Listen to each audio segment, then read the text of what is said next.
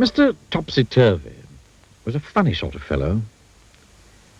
Everything about him was either upside down or inside out, back to front, topsy-turvy, in fact. It was all very extraordinary.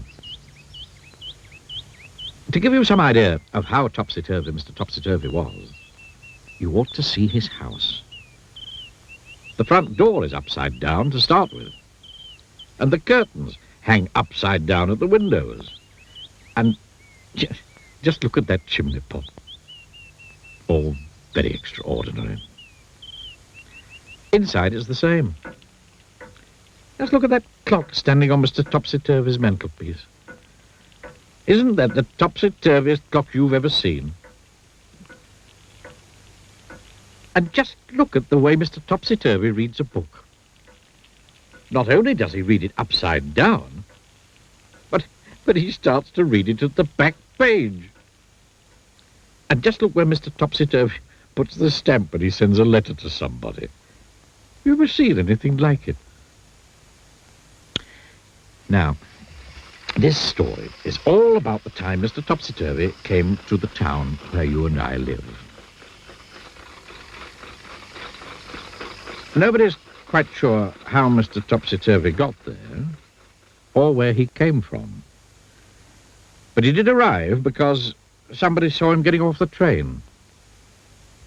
The trouble was, he did it in a topsy-turvy way. Which really isn't all that surprising, is it?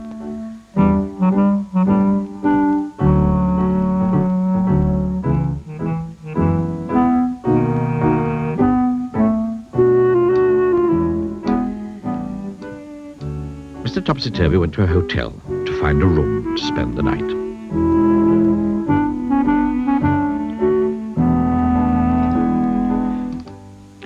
The hotel manager tried not to smile when he saw Mr. Topsy-Turvy walk into his hotel carrying his suitcase upside down and with his topsy-turvy hat on his head. "Good afternoon, sir," he said. "Can I help you?" Now, something you didn't know about Mr. Topsy-Turvy is the way he speaks. You see, he sometimes gets things the wrong way round. "Afternoon, good," said Mr. Topsy-Turvy to the hotel manager. I'd room alike." The manager scratched his head. "You mean you'd like a room?" he asked. "Please, yes," replied Mr. Topsy-Turvy. Eventually, the hotel manager managed to work out what Mr. Topsy-Turvy was talking about, and he was taken up in the lift to a bedroom. Then Mr. Topsy-Turvy unpacked his suitcase, put on his pajamas, and went to bed. He was rather tired after travelling from wherever he'd come from. The following day, Mr. Topsy-Turvy went round the town. But what a fuss his going round the town caused.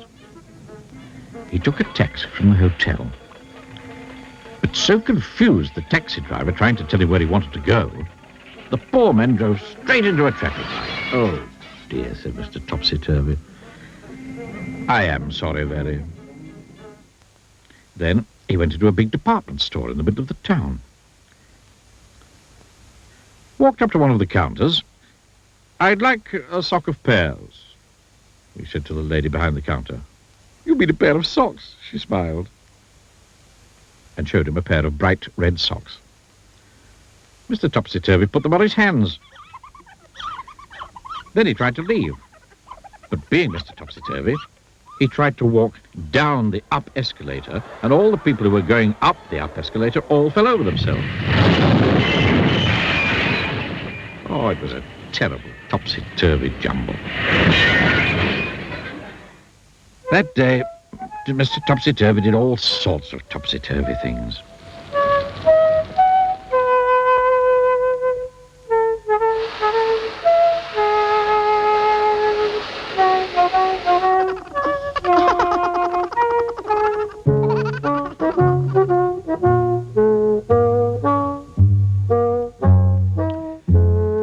Then he went to an art gallery and insisted on hanging all the pictures upside down so that he could look at them properly. And then, after Mr. Topsy Turvy had been in the town for just one day, he disappeared. Nobody knew how he went or where he went, but he certainly went because he wasn't there anymore. The whole town breathed a sigh of relief. But what the town discovered, even though Mr. Topsy Turvy had left, was that everything was still topsy-turvy. "Read all it about," shouted the newspaper sellers. Instead of shouting, "Read all about it." "News is the here," said the television newsreader, instead of saying, "Here is the news." "Morning good," people started saying to each other when they met, and "Do you how?" instead of "How do you do?" Everybody was talking topsy-turvy. Now, can you think of something to say that's topsy-turvy? Try on, go. I mean, go on, try.